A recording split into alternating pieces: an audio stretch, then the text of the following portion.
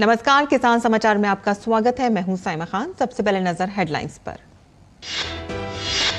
सागरमाला परिक्रमा के 11वें चरण के तहत केंद्रीय मंत्री पुरुषोत्तम रूपाला ने ओडिशा के पारादीप में मत्स्य पालन हार्बर उन्नयन परियोजना की रखी आधारशिला। कहा कि मछुआरा समुदाय की उन्नति के लिए सरकार है प्रतिबद्ध।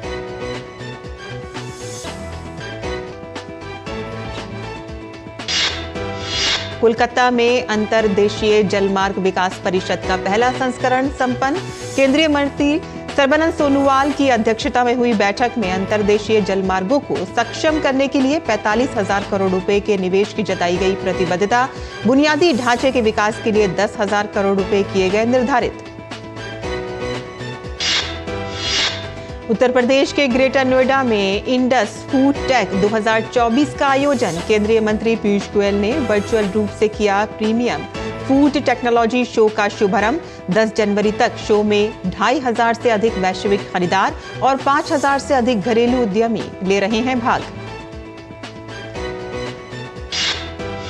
और उत्तर भारत में सर्दी का सितम जारी। मौसम विभाग के अनुसार अभी जारी रहेगी शीतलहर।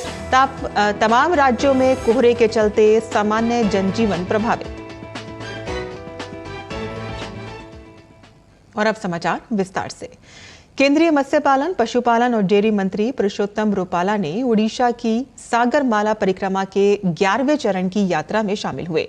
केंद्रीय मंत्री ने बंदरगाह शहर पारादीप में मत्स्य पालन हार्बर उन्नयन परियोजना की आधारशिला रखी। केंद्रीय मंत्री ने सभा को संबोधित करते हुए कहा कि सरकार लगातार मछुआरा समुदाय की उन्नति के लिए प्रतिबद्ध है। रूपाला ने मत्स्य पालन क्षेत्र में बढ़ती हुई मांग को पूरा करने में मत्स्य किसानों की महत्वपूर्ण भूमिका और अमूल्य योगदान को स्वीकार किया, जो भोजन एवं जीविका का एक महत्वपूर्ण स्रोत प्रदान करने के लिए अथक प्रयास करते रहे हैं।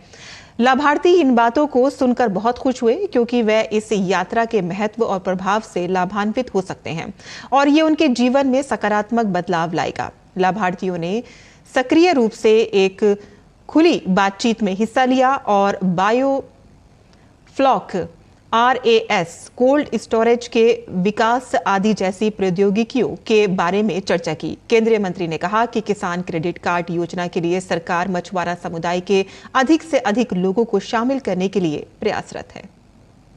सागर परिक्रमा के इस 11वें चरण में भगवान जगन्नाथ जी की पावन धरती उड़ीसा में आज हमें पारादीप पोर्ट पे आने का सौभाग्य मिला है। पारादीप पोर्ट पर भारत सरकार के शिपिंग डिपार्टमेंट की ओर से और हमारे फिशरीज डिपार्टमेंट की ओर से दोनों के सहयोग से एक यहाँ आधुनिक फिशिंग हार्बर बनाने का योजना मंजूर किया हुआ था। प्रधानमंत्री नरेंद्र मोदी जी के दिशा निर्देशों पे इस देश के पूरे फिशरीज सेक्टर के इंफ्रास्ट्रक्चर को अपग्रेड करने का अभियान चल रहा है।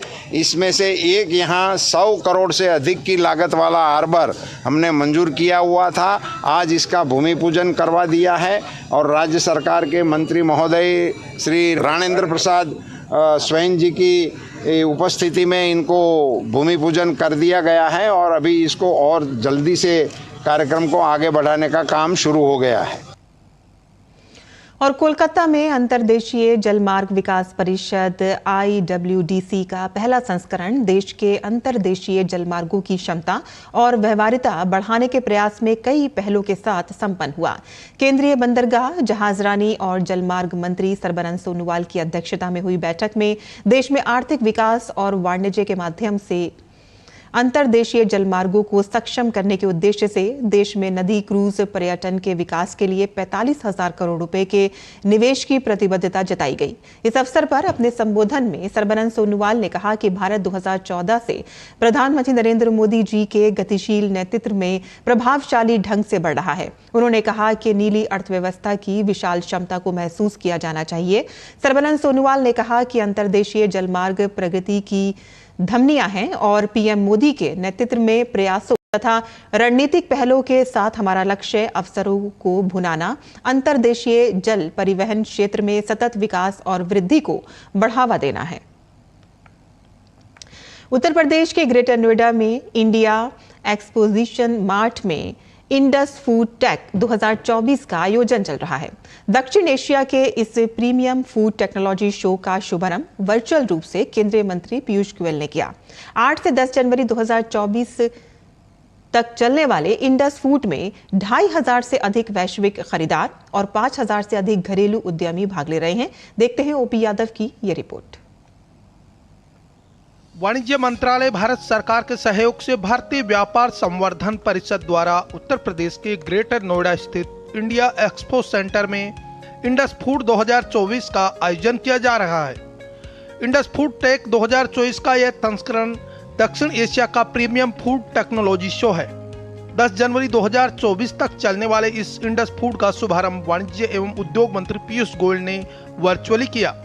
I will urge all the industry participants of this very important Indus Fair to look at collaboration and cooperation, while of course maintaining the competitive spirit, how we can work together to make India a global food melting pot. इस अवसर पर केंद्र सरकार में वाणिज्य सचिव सुनील बर्थवाल ने कहा कि इंडस फूड एक्सपो के खाद्य उत्पादों से जुड़ी देश विदेशी कंपनियों को एक ही जगह पर बायर सेलर मीट से व्यापार अवसरों को बढ़ाने में मदद मिलेगी। लगभग $1 बिलियन का इन 3 दिनों के अंदर कारोबार तय किया जाएगा। फूड और फूड रिलेटेड और फूड प्रोसेसिंग के जो एक्सपोर्ट्स हैं जो लगभग $50 बिलियन के हैं, उसको भी हम दुगना करें 2030 तक, जब हमारा $1 ट्रिलियन का मर्चेंडाइज एक्सपोर्ट्स बढ़ेगा। इंडस फूड में अमूल डेयरी ने भी अपना स्टॉल लगाया। अमूल कियोस्क पर लगे उत्पादों की प्रदर्शनी देखने आए प्रबंध निदेशक जयन एस मेहता ने कहा कि अमूल का विदेशों में कारोबार है। डेयरी उद्योग के लिए यहाँ कनेक्टिविटी के अपार अवसर हैं। अमूल का सालाना टर्नओवर $9 बिलियन यानी कि 72,000 करोड़ रुपए है, जो देश की सबसे बड़ी डेयरी ही नहीं, सिर्फ FMCG और फूड कंपनी भी अमूल लिहाज है। तो हम लोग देश के विश्व के करीबन 50 देशों में इसका हमारे प्रोडक्ट्स का एक्सपोर्ट्स करते हैं और हमें उम्मीद है कि और नए कस्टमर्स आएंगे तो हम ज़्यादा से ज़्यादा देशों में भारत से बने दूध से बने प्रोडक्ट्स हम निर्यात कर पाएंगे। एक्सपो में मदर डेयरी का भी स्टॉल लगा, जहाँ दुग्ध उत्पादों के अलावा सफल के उत्पादों की प्रदर्शनी भी लगाई गई। मदर डेयरी के अधिकारियों ने कहा कि हमारे लिए यह वैश्विक बाजार तक पहुंच का बड़ा प्लेटफार्म है। देखिए, मदर डेयरी एक्सपोर्ट 15-20 साल हो गया कर रहे हैं और इसका जो फल सब्जी का धंधा में बहुत ज़्यादा एक्सपोर्ट होता है और ये बहुत फ़ायदेमंद है। इंडिया में और नोएडा में ये जब से शुरू हुआ मदर डेयरी पार्टिसिपेट करता है और हमको बहुत अच्छा खासा ऑर्डर मिलता है और वो ऑर्डर को हम पूर्ति करते हैं। धीरे धीरे यहाँ से एक प्लेटफॉर्म मिलता है ताकि लोग आते हैं और देखते हैं और यहाँ से इंपोर्ट करने के लिए बोलते हैं, हम यहाँ से भेजते हैं। तो जो इंडियंस या जो बाहर के लोग हैं वो मदर डेयरी के प्रोडक्ट दूसरे देशों में भी खा रहे हैं। इंडस फूड एक्सपो में भाग लेने आए विदेशी उद्यमियों ने भी इसे बिजनेस बढ़ाने के लिहाज से काफी महत्वपूर्ण बताया। Indus food, this is good opportunity to us as a buyer, as international buyer. We have found the chance to exchange our knowledge with the Indian market, and I think that we could have a good business with these Indian companies.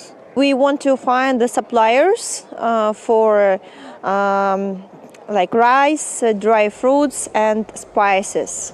And this is our half day, first time we go around, and we are so impressed. Indus Food is a very big event, and we have a very good organization, and the exhibition is on a very nice. Expo में कृषि और खाद्य उत्पादों की stall लगा रहे भारतीय उद्यमियों ने भी इसे बिजनेस प्रमोशन के लिए काफी उपयोगी बताया। ये एक बहुत ही बेहतर मंच प्रदान किया गया है और यहाँ पर हर तरीके के उत्पाद, जो खाद्य पदार्थों के उत्पाद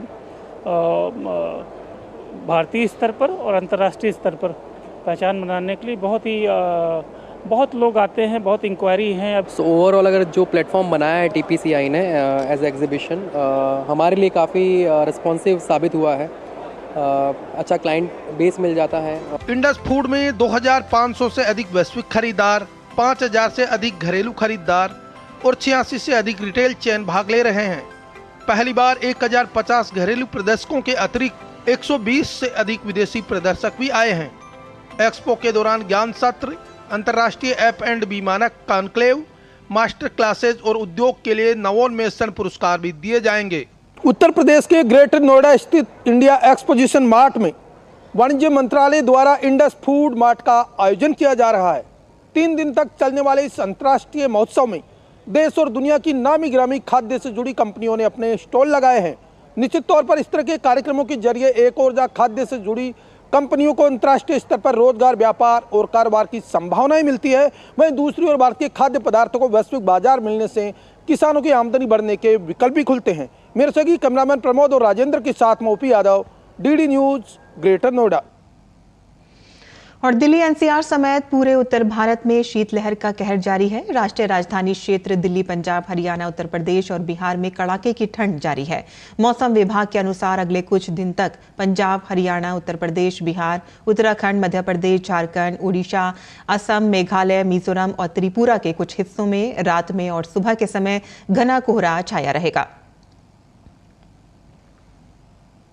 हिमाचल प्रदेश में कड़ाके की ठंड पड़ रही है। हिमाचल प्रदेश के लाहौल स्पीति के सिस्सू में तापमान -15 डिग्री सेल्सियस तक गिर गया है। तापमान गिरने के बाद झील जम गई है, जो देखने में काफी आकर्षित लग रही है।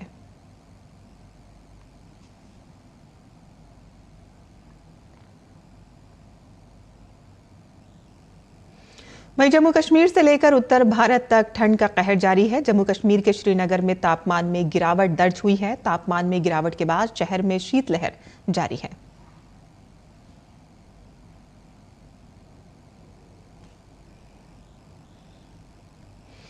वहीं तमिलनाडु में बारिश के कहर से कई इलाके जलमग्न हो गए हैं। मौसम विभाग के मुताबिक अभी तमिलनाडु को बारिश के कहर से राहत मिलने की कोई उम्मीद नहीं है।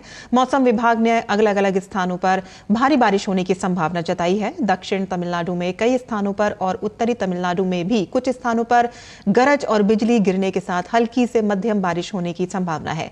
तमिलनाडु के रामनाथपुरम, थूथुकुडी, तिरुनेलवेली और कन्याकुमारी जिलों में अलग अलग स्थानों पर भारी बारिश होने की संभावना है। और झारखंड के ग्रामीण और शहरी इलाकों में विकसित भारत संकल्प यात्रा चल रही है। विकसित भारत संकल्प यात्रा का रथ रांची जिले के चान्हो पहुंचने पर लोगों ने जोरदार इसका स्वागत किया। कार्यक्रम में बड़ी संख्या में महिला पुरुषों के साथ साथ किसान मजदूर भी पहुंचे।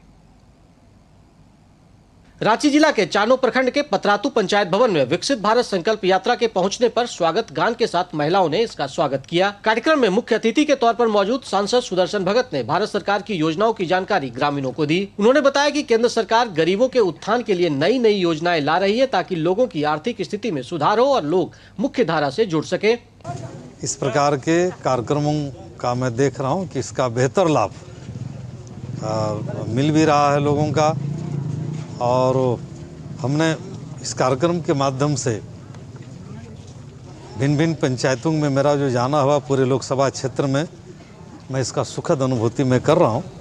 कार्यक्रम को प्रखंड विकास पदाधिकारी मनोरंजन कुमार ने भी संबोधित किया और केंद्र प्रायोजित योजनाओं की विशेष जानकारी दी। उन्होंने कहा कि जो लोग अभी तक योजनाओं के लाभ से वंचित हैं, वो शिविरों में जाकर योजनाओं का लाभ ले सकते हैं। फोकस स्कीम का हुए लाभ का ये एक फीडबैक कार्यक्रम है। कार्यक्रम में पहुंचे लोगों ने बताया कि बड़ी संख्या में ग्रामीण भारत सरकार की इन योजनाओं का लाभ उठा रहे हैं, जिससे उनके जीवन में बदलाव आया है। महिलाओं ने कहा कि कच्चे मकान में रहकर जीवन यापन अत्यंत कठिन था, लेकिन अब ऐसा नहीं है। अच्छा से बाल बच्चा का पालन पोषण नहीं हो रहा था, अब मोदी घर दिए हैं आवास, तो अच्छा से रह रहे थे। पहले मैं बहुत गरीब थी, एनआरएलएम से जुड़े, उसके बाद में हम उनके द्वारा ऋण लिए, अभी ऋण लेके अभी हम दुकान चला रहे हैं, दुकान से बहुत फायदा हो रहा है, इसीलिए हम केंद्र सरकार को धन्यवाद देते हैं। प्रधानमंत्री उज्ज्वला योजना और आयुष्मान योजना के लाभार्थियों ने भी अपनी कहानी अपनी जुबानी बताई। जो पैसा 2000 सरकार देती है, हमें बहुत खुशी हो रही है कि सरकार देती है मदद के रूप में, और हमें साल में 6000 पैसा मिलती है। इससे मैं खेती बाड़ी के लगाता हूँ। पारिवारिक हम लोग का दिक्कत होती है, जैसे कि बीमार जो ठीक हो जाता है, इसको इलाज के लिए हमारे मोदी सरकार ये जो लाभ दिए हैं, इसके लिए हम बहुत धन्यवाद करते हैं। विकसित भारत संकल्प यात्रा का रथ इन दिनों पूरे झारखंड के सभी ब्लॉक एवं पंचायत में घूम रही है, जहां लोगों का अपार जनसमर्थन प्राप्त हो रहा है। चान्हो प्रखंड से आसिफ के साथ मैं दिवाकर कुमार। वहीं विकसित भारत संकल्प यात्रा के तहत झारखंड के सिमडेगा जिले के ठेठई टांगर प्रखंड के दुमकी और ताराबोगा पंचायत में कार्यक्रम का आयोजन हुआ। कार्यक्रम को लेकर लोगों में काफी उत्साह देखा गया।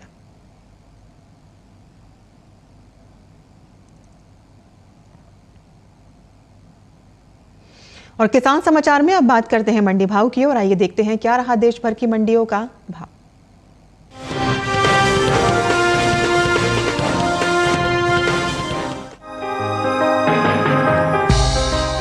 सप्ताह के पहले दिन सोमवार को धान के सौदों में मिला जुला रुख देखने को मिला। चंपा और लिंगसुगुर मंडी में भाव चढ़े तो पुलपल्ली मंडी में नरमी रही, जबकि अताबिरा मंडी में इस दौरान धान के भाव बिना किसी फेरबदल के साथ हुए। आवक की बात करें तो इन दिनों ज्यादातर कृषि उपज मंडियों में इनकी आवक सामान्य देखने को मिल रही है। एग मार्केट के मुताबिक देश के अलग अलग राज्यों की मंडियों में धान के भाव इस तरह रहे। धान का कटोरा कहे जाने वाले राज्य छत्तीसगढ़ की चंपा मंडी में 6 जनवरी को धान का भाव था 1550 रुपए। 8 जनवरी को इसके भाव में 633 रुपए का भारी उछाल आया और भाव जा पहुंचा 2183 रुपए प्रति क्विंटल पर। कर्नाटक की लिंगसुगुर मंडी में सोना क्वालिटी की धान के सौदे में मजबूती के साथ कारोबार हुआ। यहाँ 6 जनवरी को इसका भाव रहा 3635 रुपए। 8 जनवरी को इसके सौदे 5 रुपए बढ़कर 3640 रुपए पर हुए। जबकि केरल की पुलपल्ली मंडी में 6 जनवरी को धान का भाव रहा 2350 रुपए। 8 जनवरी को इसके भाव में 30 रुपए की गिरावट आई और भाव 2320 रुपए पर आ गया। हालांकि ओडिशा की अताबिरा मंडी में बीते 2 दिनों के दौरान धान के भाव स्थिर रहे। यहाँ 6 और 8 जनवरी को धान 2183 रुपए पर बिका। वहीं उत्तर प्रदेश की मंडियों में धान के भाव की बात करें तो सोमवार को अलीगढ़ मंडी में धान का भाव रहा 2700 रुपए, लखनऊ मंडी में भाव रहा 2080 रुपए, लखीमपुर मंडी में धान 2090 रुपए पर बिका, जबकि बदायूं मंडी में इस दौरान सामान्य क्वालिटी की धान के सौदे 2183 रुपए पर हुए। बात धान की पैदावार की करें तो घरेलू स्तर पर इस साल धान की पैदावार रिकॉर्ड स्तर पर जा सकती है। कृषि मंत्रालय के तीसरे अग्रिम अनुमान के मुताबिक देश में धान की उपज साल 2022-23 के दौरान 1355.42 लाख टन होने का अनुमान जताया गया है। ये उपज पिछले साल की तुलना में 60.71 लाख टन अधिक है, जबकि साल 2021-22 में धान की पैदावार 1294.71 लाख टन रही थी। बता दें कि खरीफ विपणन सीजन 2023-24 के लिए धान की सरकारी खरीद सुचारू रूप से चल रहा है। उपभोक्ता कार्य, खाद्य एवं सार्वजनिक वितरण मंत्रालय की ओर से जारी ताजा आंकड़ों के मुताबिक अब तक 161.47 लाख मीट्रिक टन धान खरीदी जा चुकी है, जिससे लगभग 9.33 लाख किसानों को न्यूनतम समर्थन मूल्य के साथ 35,571.14 करोड़ रुपए का लाभ हुआ है। वहीं KMS 2023-24 के लिए खरीफ चावल की खरीद 521.27 लाख मीट्रिक टन होने का अनुमान है, जिसमें से 20.76% यानी कि 108.23 लाख मीट्रिक टन पहले ही खरीदा जा चुका है। देश के पंजाब राज्य में ज्यादा खरीफ चावल की खरीद हुई है। यहाँ 66.42 लाख मीट्रिक टन चावल खरीदा गया है। वहीं हरियाणा से 36.11 लाख मीट्रिक टन चावल की खरीद हुई है, जबकि तमिलनाडु राज्य से इस दौरान 3.26 लाख मीट्रिक टन चावल खरीदा जा चुका है।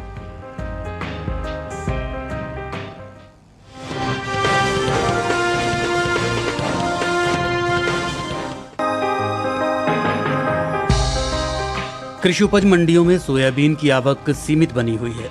भाव की बात करें तो सोमवार को ज्यादातर कृषि उपज मंडियों में सोयाबीन के सौदों में गिरावट के साथ कारोबार हुआ। हालांकि कुछ मंडियों में इस दौरान सोयाबीन के भाव में कोई बदलाव देखने को नहीं मिला। एग मार्केट के मुताबिक गुजरात की धोराजी मंडी में 6 जनवरी को सोयाबीन का भाव था 4,505 रुपए। 8 जनवरी को इसके भाव में 50 रुपए की गिरावट आई और भाव 4,455 रुपए पर आ गया। इसी तरह मध्य प्रदेश की इंदौर मंडी में इस दौरान पीली सोयाबीन के सौदों में नरमी के साथ कारोबार हुआ। यहाँ 6 जनवरी को पीली सोयाबीन का भाव रहा 4,400 रुपए। 8 जनवरी को इसके सौदे 1,650 रुपए लुढ़क कर 2,750 रुपए पर हुए। हालांकि राजस्थान की कोटा मंडी में बीते 2 दिनों के दौरान सोयाबीन के भाव स्थिर रहे। यहाँ 6 और 8 जनवरी को सोयाबीन 4,650 रुपए पर बिकी। वहीं राज्य की ही उदयपुर मंडी में सोयाबीन के भाव में सुस्ती देखने को मिली। यहाँ 6 जनवरी को सोयाबीन का भाव रहा 4,600 रुपए। 8 जनवरी को इसके सौदों में 100 रुपए की गिरावट आई और भाव हो गया 4,500 रुपए प्रति क्विंटल। वहीं बात कुल तिलहन की करें तो इस साल कुल तिलहन की उपज का रिकॉर्ड टूटने का अनुमान है। कृषि मंत्रालय के तीसरे अग्रिम अनुमान के मुताबिक देश में घरेलू स्तर पर कुल तिलहन की पैदावार रिकॉर्ड स्तर पर पहुंच गई है। साल 2022-23 के दौरान कुल तिलहन की पैदावार 413.55 लाख टन होने का अनुमान है, जो पिछले साल के तिलहन उत्पादन की तुलना में 20.38 लाख टन अधिक है, जबकि बीते साल इस दौरान कुल तिलहन की उपज 379.63 लाख टन रही थी। सोयाबीन की पैदावार पर नजर डालें तो कुल तिलहनी फसलों की उपज में शामिल सोयाबीन की पैदावार साल 2022-23 के दौरान 149.85 लाख टन होने का अनुमान जताया गया है, जिसका असर सोयाबीन के बाजार भाव पर पड़ सकता है।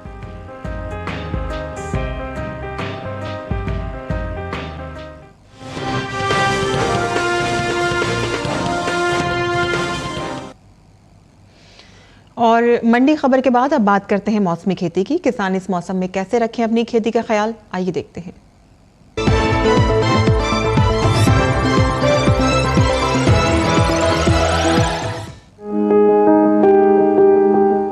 बिहार में सरसों के खेत में निराई कर सकते हैं। सरसों के खेत में सिंचाई करते रहें।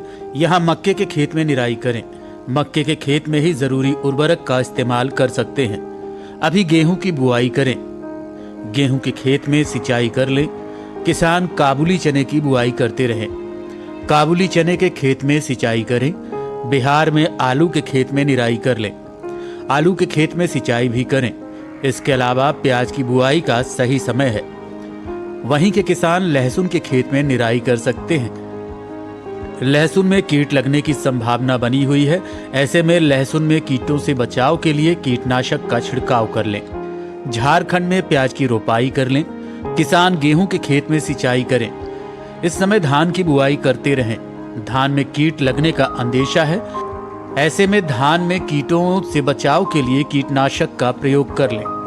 यहीं फूल गोभी की खेती के लिए खेत तैयार रखें। साथ ही पत्ता गोभी की खेती के लिए खेत तैयार कर सकते हैं। झारखंड में भिंडी की खेती के लिए भी खेत तैयार करते रहें। वहां आलू के खेत में सिंचाई कर लें। इसके अलावा टमाटर की खेती के लिए खेत तैयार करें। टमाटर के खेत में सिंचाई करते रहें। अभी करेले और कद्दू की खेती के लिए खेत तैयार कर सकते हैं। करेले और कद्दू के खेत में सिंचाई के लिए समय उपयुक्त है।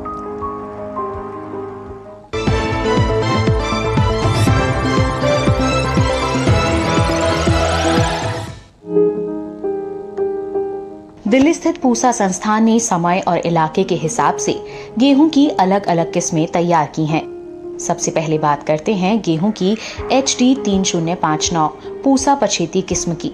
इसे कई उत्तरी राज्यों और उत्तराखंड के तराई क्षेत्रों में बोया जा सकता है। 1 हेक्टेयर में 42.5 क्विंटल तक की पैदावार देने वाली ये किस्म 121 दिन में पककर तैयार होती है। गेहूं की WR 544 और पूसा गोल्ड किस्में राष्ट्रीय राजधानी क्षेत्र दिल्ली के लिए उचित है। हालांकि ये 1 हेक्टेयर में सिर्फ 37 क्विंटल तक पैदावार देती है, लेकिन इसमें तापमान सहन करने की क्षमता है, साथ ही जल्द भी पक जाती है।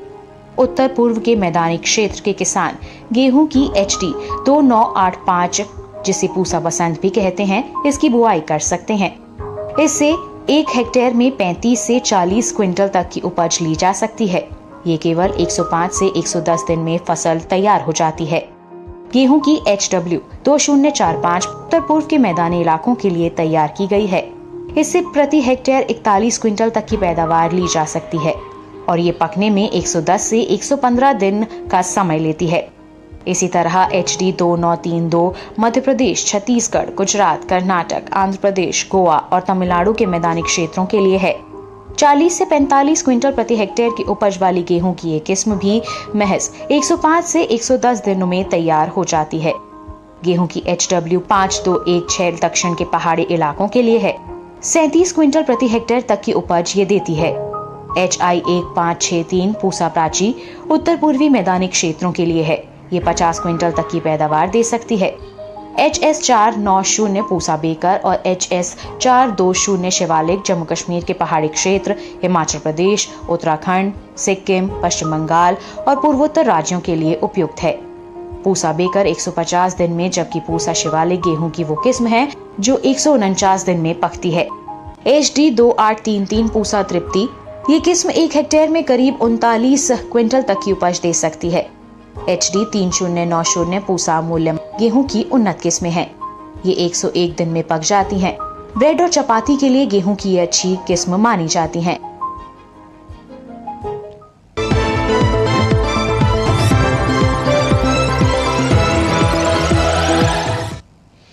और खेती किसानी से जुड़ी खबरों के बाद आइए अब नजर डालते हैं कुछ और खबरों पर। खास खबर में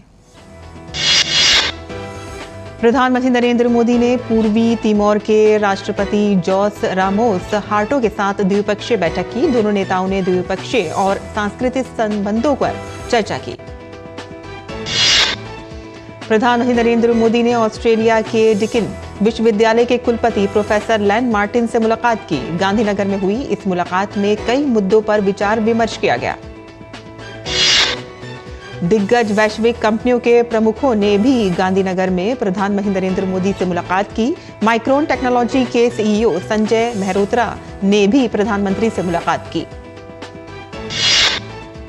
रक्षा मंत्री राजनाथ सिंह 10 जनवरी तक ब्रिटेन की यात्रा पर हैं। राजनाथ सिंह की ब्रिटेन की ये यात्रा महत्वपूर्ण है क्योंकि 22 वर्षों बाद किसी भारतीय रक्षा मंत्री की ये पहली ब्रिटेन यात्रा है। भारत में इजरायली दूतावास ने लक्षद्वीप पर एक बयान देते हुए कहा है कि भारत सरकार के अनुरोध पर पिछले साल लक्षद्वीप की यात्रा पर गए थे ताकि वहां पर समुद्र के खारे पानी को साफ करके उसे पीने लायक बनाया जा सके। आंध्र प्रदेश में आगामी लोकसभा और विधानसभा चुनाव की तैयारियों की समीक्षा के लिए मुख्य निर्वाचन आयुक्त राजीव कुमार के नेतृत्व में चुनाव आयोग की टीम राज्य के दौरे पर है। अंतर्राष्ट्रीय मोर्चे पर भारत को एक बार फिर से कामयाबी हासिल हुई है। भारत पहली बार यूनेस्को की विश्व धरोहर समिति की अध्यक्षता और मेजबानी करने जा रहा है। दिल्ली में कड़ाके की ठंड और कोहरे के बीच कर्तव्य पथ पर जवानों की गणतंत्र दिवस परेड रिहर्सल जारी है। 26 जनवरी को होने वाली परेड के लिए अलग अलग सेनाओं के जवानों ने परेड रिहर्सल की। घने कोहरे की मार से देश भर में ट्रेन सेवाएं भी प्रभावित हो रही हैं। सुबह के समय विजिबिलिटी ना के बराबर है। अयोध्या में भगवान श्री राम की मूर्ति के लिए प्राण प्रतिष्ठा की तैयारियां जोरों पर है। आगरा के जलेसर कस्बे में बना घंटा भगवान राम के मंदिर की शोभा बढ़ाएगा। और भारतीय स्टेट बैंक की वित्तीय वर्ष 2013-14 और 21-22 के बीच की अवधि की एक आर्थिक शोध रिपोर्ट जारी की है। इस रिपोर्ट के अनुसार भारत में व्यक्तिगत आय असमानता में कमी आई है। और किसान समाचार में आज के लिए बस इतना ही। अनुमति दें। नमस्कार।